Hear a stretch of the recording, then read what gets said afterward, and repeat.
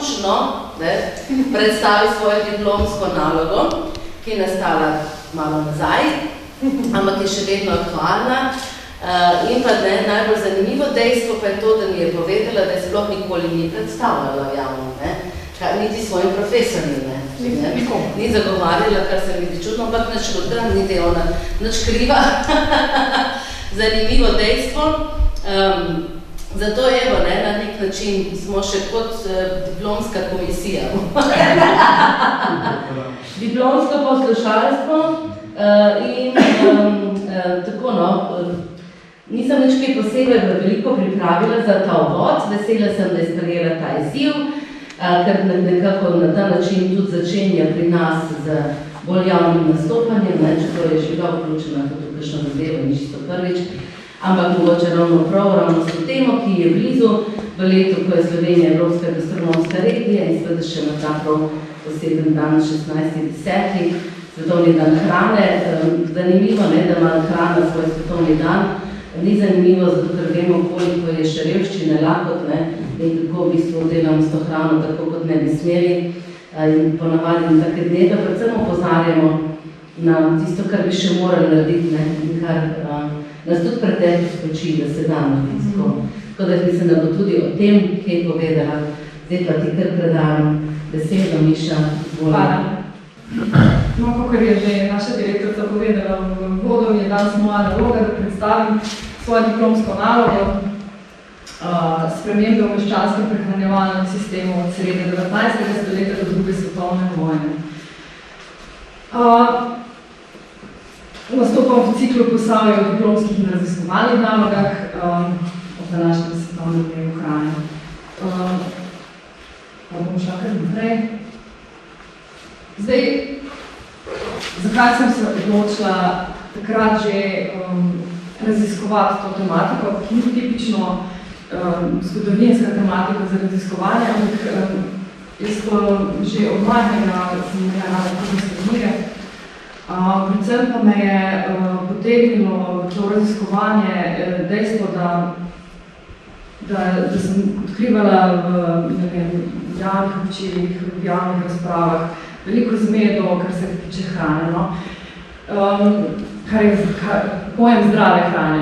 In potem, ko sem šla malo brskati za nazaj in raziskovati, sem ugotovila, da je to na svoj izbor že dolgo daleč v preteklosti. Ampak to so bili glavno te moji motivi. Te spremembe teh 100 let sem raziskovala seveda po literaturi, po ženskih mesečnikih, po sodobnih burtonih, predvsem po kuharskih knjigah, po raznih raziskavah in pa tudi spominov sodobnikov sem se dotaknila.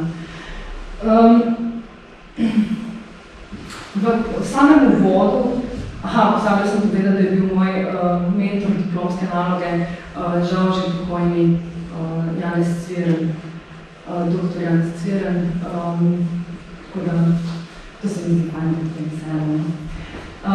Preden začnem z vsebino. Zdaj,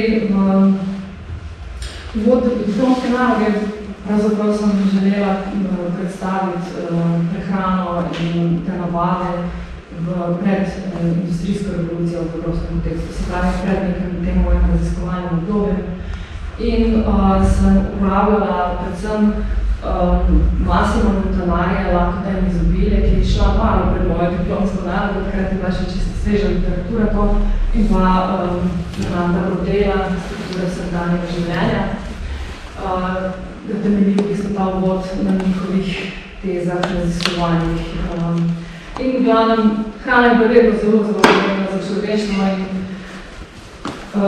ena od glavnih urejevalcev demografske realnosti, se pravi hrana, epidemije, vojne. In ko se je eden element porušil, so nastala ta obdobja pomanjkanja, kot je bilo postala se pomanjkanja v 12. stoletju, kjer ko nastane čas pomanjkanja in je odziv oblastnikov takšen, da izvajajo poljedelsko ekspansijo na račun gozdov in to je tudi čas, ko pravzaprav oblastniki dobivajo oblast nad ljudmi in nad zemljo in je ta proces nekako zaključen v 14. stoletju, se pravi, da gozdnih površin in pašnikov več ni na voljo večinskemu prebivalstvu. In to je tudi čas, ko si nekako gospoda s tem prilasti meso. Presledska prehrana gre večinskemu prebivalstvu, meščani pa so kombinacijo obojega, se pravi, nekako prehajajo med dvema poloma in ta proces traja vse do 19. stoletja. Zdaj, potem naslednje obdobje srečnega življenja posameznikov je bilo 1350 do 1550, ko recimo je tudi čas nastanka prvih kuharskih knjig, dobro, mi jih dobimo veliko kasneje in to je ta prvi pokazatelj, kako mi vedno malo zaostajamo za ali veliko, no? V bistvu v razvoju za razvito Evropo. Ampak se v bistvu potem proti koncu tega obdobja tudi te razlike počasi izboljšujejo. Ampak v tem obdobju recimo se rodi to, da recimo lepo vedenje se rodi v tem času, ker so se želeli gospodščino vseeno razlikovati po statusu od večinskega prebivalstva in na podlagi takratne znanosti in že vidimo, kako v bistvu se manipulira s hrano pravzaprav, ne. Tako da lepo vedenje, ki nastane na koncu tako zelo strog režim togih pravil, je pa tudi to proces, ki je trajal do 18. stoletja, da se je upeljal v vse svoje gospodščine. To obdobje spet spada tudi odkritje novega sveta in novih kultur, ki postanejo v Evropi na voljo, ampak motonari pravijo, da je spolno mogoče zaradi padanja demografske rasti konca 16. stoletja, zato so mogli te nove kulture, kot promovirati koruza, še malo počakati. Tako da se potem, ko se 18. stoletja spet to ravnovesje poruši, se začenja to spolno novi kulturi, je bil počasen. Predvsem krompir je bil zelo počasen, da se je uveljavil na mizah vseh, se pravi, začeli so ga promovirati od skoraj razdobno. Tako da ga najdemo na tržnici v Ljubljani 1770. Takoj po ukazu Marije Terezije, leta 1767 po osrejenju krompirja.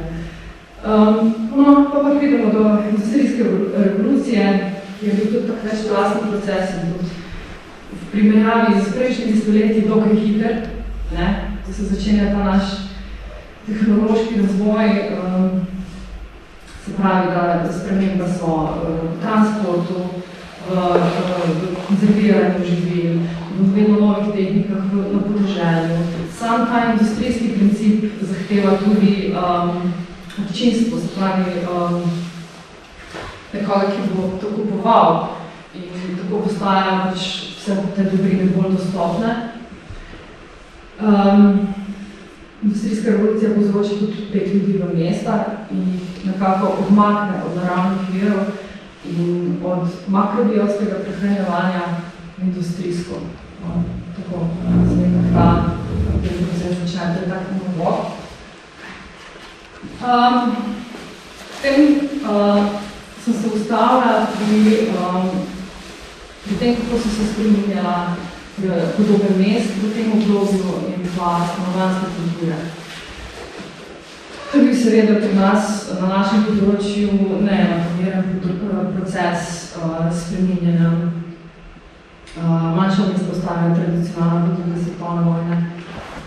Ljubljana recimo od leta 1869 do 1910 podvoji svoje prebivalstvo in ga potem še enkrat podvoji do tik pred začetkom druge svetovne vojne, tako da pred drugo svetovno vojno je bilo recimo 60 ljudi, nekako takšne so statistike v Ljubljani. Se pravi, sta vpliv železnice, kdaj se Ljubljana dobi vodovod, kanalizacijo, telefonsko antenalo, vse v zadnjih desetletjih 20. stoletja, 19. se prevečujem. Se pravi, ta ved ljudi v mesta povzroči tudi razkroj tega tradicionalnega meščanskega stanovanja, ki je bilo predtem veliko večje, imelo funkcijo reprezentativnosti, varnosti in pa vse večje individualizacije, potrebe po individualizaciji in pač povečanje prebivalstva v mestih pač povzročijo zmanjšanje meščanskega stanovanja. Kuhinja je bila tista v stanovanju, ki je bila najbolj podvržena novosti, ker so že v sredini 19. stoletja začeli uporabljati številni kontrno gorivo, ki je potem v začetku 20. stoletja bil že kar uveljavljen. Se pravi, da so uporabljali laminirano posodo, bogatejše lito železno, ampak recimo v 20. letih 20. stoletja se že pojavljajo novi materiali, kot je narjaveče jeklo, teflon, nevrljivo steklo. Obednica je pa tisti privilegij meščanstva, ki so si ga nekako vedno želeli obdržati, ni bil tudi podvržen spremembam, ker je bil to reprezentativni prostor, prostor podedovalno pohištvo in se ni veliko spremenil, imel je to res funkcijo predstavitve nazvane. Zdaj sem pa že v kuharskih knjigah. Kuharske knjige prve so išle leta 1799, Valentina Vodnika, pa še druga 1850 nove kuharske knjige ali nauk, najboljši in najmenitejši je bila brez posebnih stroškov pripraviti. To sta bile dve knjige, ki sta bile poslovenjene, ki sta bile iz nemškega jezika prevedene. Slovenska kuharica je bila pa slovenska kuharica ali navod okusno kuhati navadna in imenitna jedila Magdalene Polajvajs iz leta 1868. To pa je, ta kuharica ima tudi posebno vrednost za naš prostor, ker je Magdalena Polajvajs to že v vodniku napisala, da je to iz njene izkušnje pri gospodi. Se pravi, da je v bistvu ta sistem prehranjevalni teh navad bil v uporabi v našem prostoru. Ta kuharica je predvsem zelo obilna, obilni obilje prikazuje in veliko v bistvu že gastronomsko znanje. Te kuharske naše knjige v bistvu hranijo na tako zakladnico znanja kuharskega. In v bistvu vsi, ki to danes še počnejo, kuharske knjige so še danes zelo popularne, v bistvu črpajo iz ene pač bogata znanja od nazaj. Zdaj ta knjiga, Pred leti je šel po natis od Magdalene Polajvajs, ki sem ga takrat kupil v knjigarni, doma zelo veliko zadeva. Super. Se sem ravno hotela povedati, da to bil tak bestseller. Tukaj sem dala prvi izvod na sliki in tale zadnja 30. izdaja, ki je šla ob 150-letnici do prve izdaje leta 2018. Do leta 1912 je 5 izdaje doživela še Magdalena Polajvajs, potem pa je prevzela to šolska sestra Felicita Kralježek in potem so vedno do 1952 ona urejala in potem so šolske sestre še vedno do danes še urejajo to knjigo in jo dopolnjujejo, izpolnjujejo, prilagajajo času. Tako res takem fenomen. Kaj je u nas, kje da smo spala? To ne vem točno. Aha, ok. Mogoče tam nekaj adrese? Da tiste odvod, to so še zdaj, pa še kuharske tečaje. Šmartno goro, ne? Šmartno goro, ne? Jaz tudi sigurno pa sem brala, no. Dobro, ok, se ni dobro. No, v bistvu to kuharsko knjigo sem tudi največ pregledovala, zato ker se mi je zdela tako najbolj vedno so jo dopolnjevali, vedno so šli s časom naprej in je bilo zanimivo v bistvu različne izdaje pregledovati. Zdaj, na hitro opažanje pri teh od prve izdaje, recimo do druge svetovne vojne, da se je zmanjševalo število jedi v grobu, zmanjševanje mesnih jedi. V večja rast prilog z ogljikovimi hidrati, večja uporaba krompirja. To se je res posvečalo. Tako da, ko sem pa izbrala iz potokov prednikov od Trdine prehranjevalni vsakodnevnik meščanski, ki jih najdemo veliko pri spominih sodobnikov, kako on opiše en danega novomeškega meščana. Zabaven dan je bil. Rano kava, dopoldne meso, 2-3 vrčke piva, opoldan 3-4 ljudi, sladoled, opoldan kava in tako naprej. Ampak vseeno kaže to malo bolj preprost idilnik, kljub temu, da je kar upilen od celokuharskih knjig. Malo sem pregledovala tudi narodni in mednarodni značaj kuharskih knjig. Skoro te začetke so bile zelo mednarodne in se pravi tudi poimenovanja.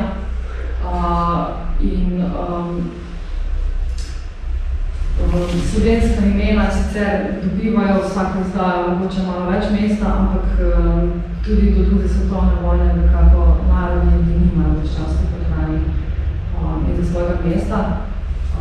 Izjemno, da prvi kuharici so Putice in Štrbili, ki so tako res naši, ne? To imam nedeljnik, imam tisto iz prve izdaje, iz druge izdaje, da se vidi v bistvu, kako so bil ta trend krčenja.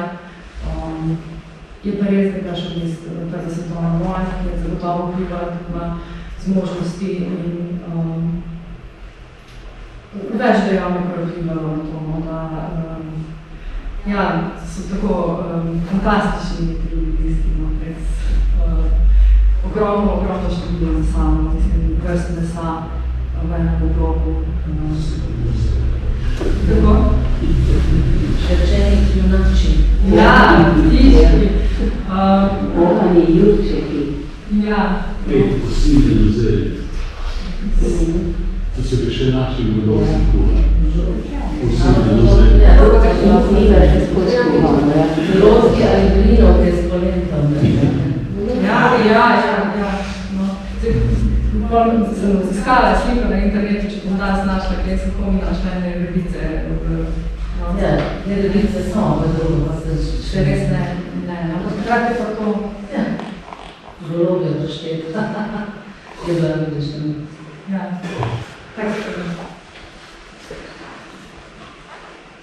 Prekljubovala sem tudi časopise, zbrala sem to so vse ženski mesečniki in Slovenka je bila prvi slovenski ženski časopis nasploh. Sem pravila pred prvo svetovno vojno, drugo ženski svet med vojnama. Čisto kratko, v 20 letih, 20 stoletja se začenja pojem zdrave prehrane, in je bil tudi odkriti so bili vitamini. V letu 1911 se potem pojem zdrave prehrane, tudi v vseh učilih, tudi v bontonih, tudi v kuharicah, tako so sočasni, so sodobni in sledijo trendom. Promocija prehrambenih industrijskih izdelkov, kar je v bistvu to nasprotje, ko bi recimo tudi danes doživljamo skozi bombardiranje z promocijo o takšnih drugačnih hrani, pa na drugi strani veliko govora o zdravi hrani, ki nišče nima tistega razsedišča, da bi rekel, to pa je zdravo. Pa počasi se vidi tudi prilagajanje žensk, prilagajanje velika. Botoni so tudi z namenom, da učijo bralca o pravilih obnašanja in s tem ohranjanja statusa, ampak statusa posameznika družine, ne? Ampak je pa zanimiv vir zaradi tega, ker recimo pri pravilih, kako se kakšno živilo je, najdemo recimo tudi nove vrste živil, tople hrenovke, banane, kavije, ki se že izdaji Bontona iz 1935. Se pravi, pa zdravo življenje, krčenje jedilnikov, tako so vsi v bistvu enotni te deli nekako o trendih. V drugem delu diplomske naloge sem sledila živilom, različnim živilom, v glavnem kuharskih knjigah, no, pa tudi zanimalo me je predvsem, kako je bilo s posameznim živilom, kako se je spreminjala njegova uporaba in tako naprej. Najprej sem se seveda ostavila pri mesu in kako sem vam že povedala, že od nekdaj tak statusni simbol in sem spravila spet iz trdine, to dober prednik, ki stanici so jeli piško in se jim je bočnik poznal. Pravi, so aspiracije po meso velike. 30% vseh receptov je mesnih, tako da recimo tudi družinska hierarhija pri mizi, tudi ženske mizi, ki nam kaže to, recimo, da je oče gospodar in je on edini, ki je dobil meso ali pa dobil najboljši kos mesa in kaže na to, kako pomembno je bilo meso. Recimo, kljub temu se v drugi polovici 19. stoletja povečuje poraba mesa, med vojno pa recimo za Ljubljano poročajo, da je imela sodobno klavnico, ledenice, da je ta poraba mesa naraščala v mestih in tudi recimo v Ljubljani je bila kontrolirana že ta poraba mesa, se pravi, vsak zakol je mogel biti upravljen že v klavnici in tako naprej, ne? Ker pri drugih živilih ni bilo tako kontrolirano, recimo pri mleku. Nimam še tega. V glavnem, prvič se pojavljajo tudi tam v poznih 30 letih vegetarijanski jedilniki, ki se pravi, poleg tega pojma zdrava prehrana se tudi začenja vegetarijanstvo, včasih promovirati, ker je najbrž ustavljena druga svetovna vojna. Tako, no, med vojnama delavci pa si privoščili so nekakrat v teden, premožnejši vsak dan, podeželje pa ne tako še pogosto. Ja. Mleko in mlečne jedi sem že prej omenjala, no, da ni bilo ravno tako dobro, recimo v Ljubljani poskrbljeno. Zviška so gledali na mlečne jedi in so bile v bistvu ocenjene kot primerne za otroke. Tako da, ampak je da pa recimo maslo, pa tisto zelo pomembno živilo v kuharskih knjigah, ne. Ampak, tako sem dala porabo mleka za primerjavo, ne. Ampak poročajo recimo z Ljubljane, da ni bilo kontrolirano. Da je bilo kontrolirano, ampak ne dovolj, da so mi pozivi, da se bolj uredi ta trg z mlekom, ne. No, pri hrani rastlinskega izvora je še da sem zbrala olje ajde, kot ga je zbrala kolegica Oži na sliki. V bistvu so žita glavni prehrambeni artikli češkega prebivalstva, ampak v kuharicah je moka, v prvih kuharicah je moka recimo malo pomembna pri sladkih jedeh, ker so sladke jedi poleg mesa tiste res ki imajo tako reprezentativno močno. Se pravi, tu še nisem povedala, da je znajda Mila železni vali v 19. stoletju prinesla belo moko, s tem osiromašenje nekako. Dostopnost osiromašenja moke hkrati, ne. Tako da je to taka dvojnost tega razvoja. Testenine so že bile industrijske pred drugo svetovno vojno, da so gospodinje bila meščansko pripravljali same.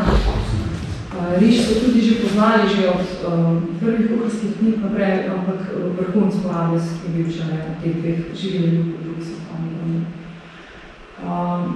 No, sladkor je še ena taka draga stvar, pa res reprezentativni statusni pomen. Recimo, če vidite izdajo slovenske kuharice iz leta 1923-40% vseh receptov za sladke jedi. Kljub temu, da so iznašli ta sistem, kako pridobiti sladkorne pese, sladkor ni bil še tako uveljavljen, je trajal tudi ta proces, da so ga spostavili. Tako da recimo na podeželju sem našla v časopisju, da tudi na porokah torti še ne spadajo med dvema vojnama na kmetsko je pisalo.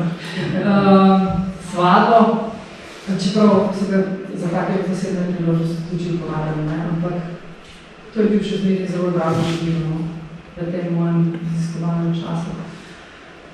Zelenjava, v začetku skromna zastopanost v kuharicah, potem če dalje več in vsake izdaji slovenske kuharice je bilo več poudarka na različnih vrstah zelenjave in recimo v izdaji iz leta 1912 res našteta vsa solata, ki jo poznamo danes. Tako da te paradižnik, bučke, paprike in jajčevci so v Sloveniji popularizirali pomorci, ki so se poslovili v Sloveniji, ki so se priseljevali v prvi svetovni vojni. Vegetarijanstvo sem že povedala. Tako da, tak. Krompir je še ena rastlina, ki je zelo zanimiva, tudi sem že malo povedala o krompirju, da je promovira zvrkano vzdolj. V kuharskih bukvah iz 1799 najdemo cela 2 recepta za krompir. To je pa res, če dane več in več.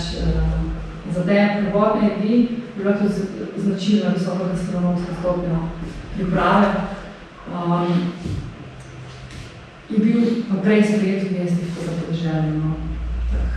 Recimo koruza je bila prej sprejeta, nekako uveljavljena.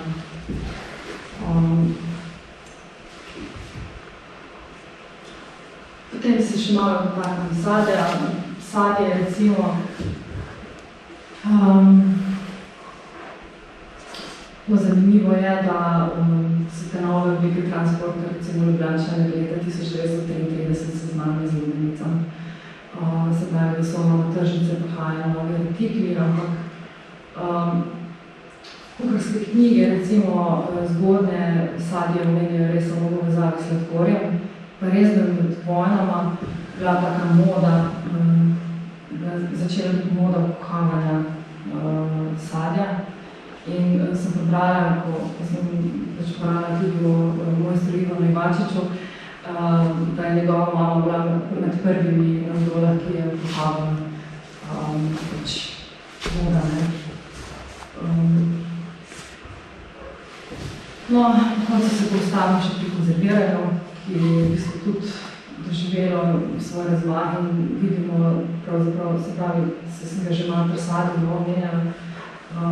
Vsaka kuharska knjiga bolj promovira to kuhavanje, konzerviranje in izrecno, recimo, že v eni izdaji pred 1923 je ta zelo promoviran in hvaljen Gekov aparat za konzerviranje. Tako da, na hladilnike tudi promovirajo, se pravi predhodnike hladilnikov leznjaki in rečejo. To so v bistvu take omare iz kovine in lesa, katere je bilo treba leče takrat. Hladilniki že živejo za zmah, še pozno.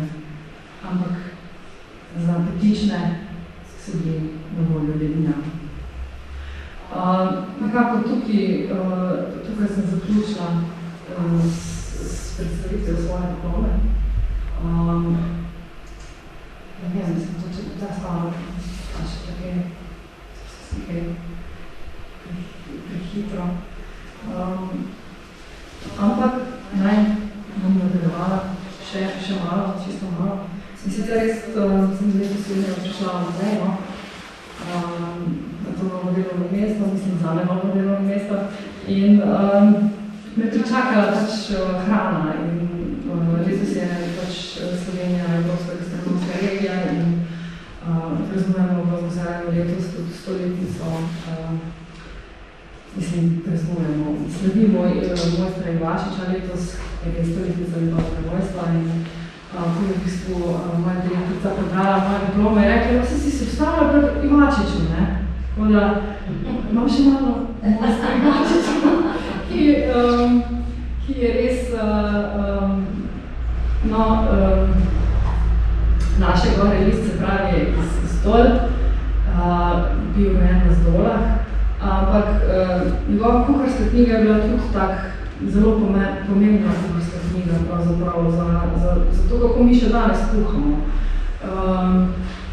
In kar je pač ta razvoj šel toliko naprej, je imel še podporo še enega medija, ki prej nismo poznali, se pravi televizije. In sicer od leta 1960 do 1975 je snemal tedenske oddaje in je pač v tistih časih, še mami, ko ste bili ti majhna, ne, ste gledali skupno televizijo, ne, v nekih skupnih prostorih, krajevnih prostorih v šoli in tako so recimo tudi na Zdolah gledali oddaje mojstra Ivačiča in njegove kuharske knjige so išle na 10 izdajah in več nacisih. Pravi Tarele, Java, ki nam mogoče poznala iz 1965. Imamo ga letos, dejansko skupaj razstava muzejev katoliške občine in da bomo šli pa so skupaj gledamo, kjer je možno videti veliko ljudi zna takih knjig, vse si mogoče še odpirati. Ljudje so stopili z Šaša, vsi se sempre izpavajo. Tako da, še za zaključek sem se hotela na tem mestu še dotakniti pač tega razvoja, ki sem ga spremljala pravzaprav v diplomski nalogi do vojne, ampak Ivan Ivačič je prispeval tudi k razvoju, recimo to Manjeze, Argo-Kocke in tako naprej. No, v bistvu bom še kaj več povedala na sosednem prostoru. Samo tako malo za tisto, kar se mi je zdelo, da se nadaljuje. Med drugim pa tudi mi gostujemo v muzejih Radovljiške občine in se da do konca leta v Šivčevi hiši v Radovljici videli tudi našo razstavo pri njih. Zakaj je sodelovanje z Radovljico? Ker je Ivan Ivačič zadnjih 10 let svojega življenja živel v Radovljici. Tam je pokopan. Tam je pokopan. Tako vprašanje, ali bi ste na kamoma?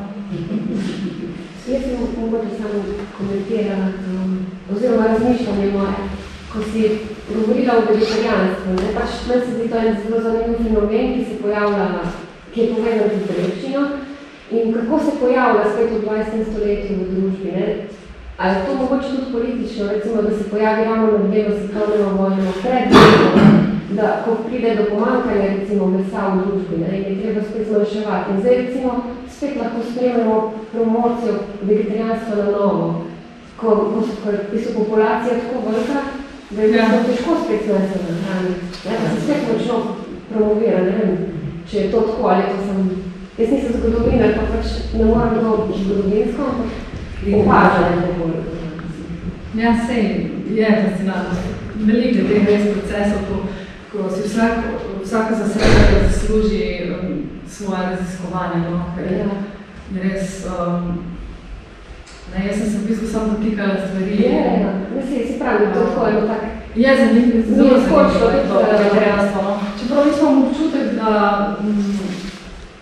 da je recimo takrat druži, recimo tik pred drugo svetovno vojno, da se je stanje pravzaprav popravilo, ne.